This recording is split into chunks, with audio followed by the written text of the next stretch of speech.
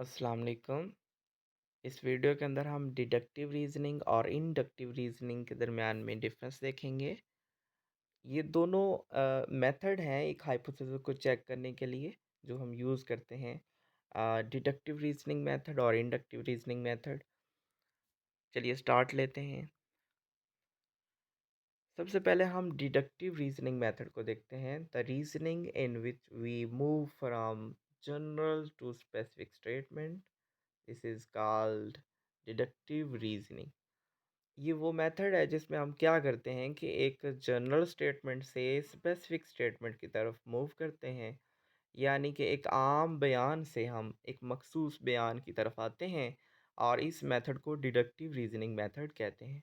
For example, if all mammals have hair on their skin, then dogs are also mammals, so they must have hair on their skin. यानी अगर सारे के सारे mammal जो हैं वो अपनी स्किन पे बाल रखते हैं, तो फिर डॉग जो हैं ये भी तो मैमल है ना, इनको भी अपनी स्किन पे बाल रखने चाहिए।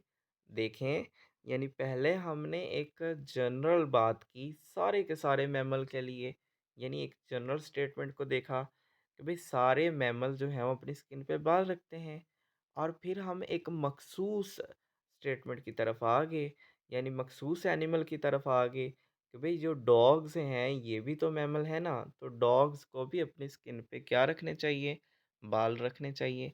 या तो फिर हम डॉग को मैमल ना कहें।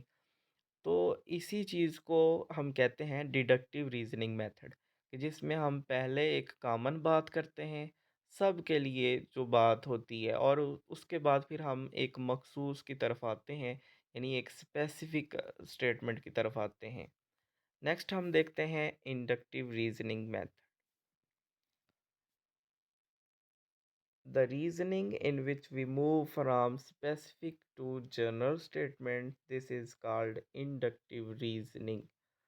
तो ये वो मेथड है जिसमें हम क्या करते हैं कि एक मखसूस बयान से एक जनरल स्टेटमेंट यानी एक आम बयान की तरफ आते हैं, और इस मेथड को हम कहते हैं इंडक्टिव रीजनिंग मेथड।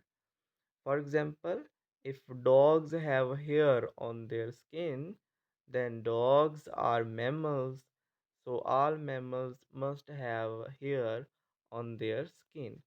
यानी अगर डॉग जो है वो अपनी स्किन पे बाल रखते हैं, तो फिर जो डॉग होते हैं ये तो मैमल होते हैं। तो फिर हम ये रिज़ल्ट निकालते हैं कि सारे के सारे मैमल जो हैं उनकी स्किन के ऊपर क्या होना चाहिए, बाल होने चाहिए।